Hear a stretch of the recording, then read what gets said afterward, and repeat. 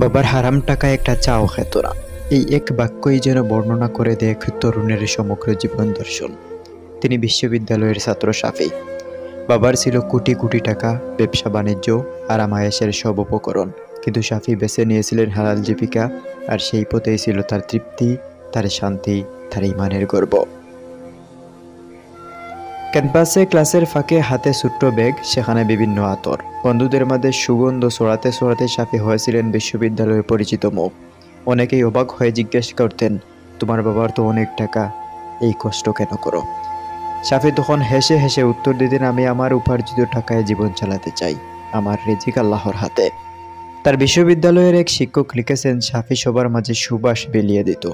বাবার ছিল হোটেল সম্পদ, প্রাইভেট গাড়ি থাকা সত্ত্বেও শাফি কখনো গাড়িতে উঠেনি। টেম্পু, রিক্সা, এই ছিল তার যাত্রার সঙ্গী। স্কুল কলেজে ফুটপান্ডায় কাজ করেও নিজের খরচ চালাতো। বন্ধুদের কাছ থেকে ধার নিলে সময় মতো ফিরিয়ে দিত। আমানতদারিতে ছিল সে যেন এক অটল। মেরিনে চান্স পেয়েও ভর্তি হয়নি, কারণ সেখানে দাঁড়িয়ে রাখা যাবে না। ইমানের দৃঢ়তা এমনই হয় যেখানে দুনিয়ার চাকচিক্য স্নান হয়ে যায় আল্লাহর সন্তুষ্টির সামনে। দীর্ঘদিন ধরে জন্ডিসে ভুগছিলেন শাফি। শেষ পর্যন্ত সব দুঃখ কষ্টের অবসান ঘটিয়ে তিনি চলে গেলেন সেই সৃষ্টিকর্তার ডাকে।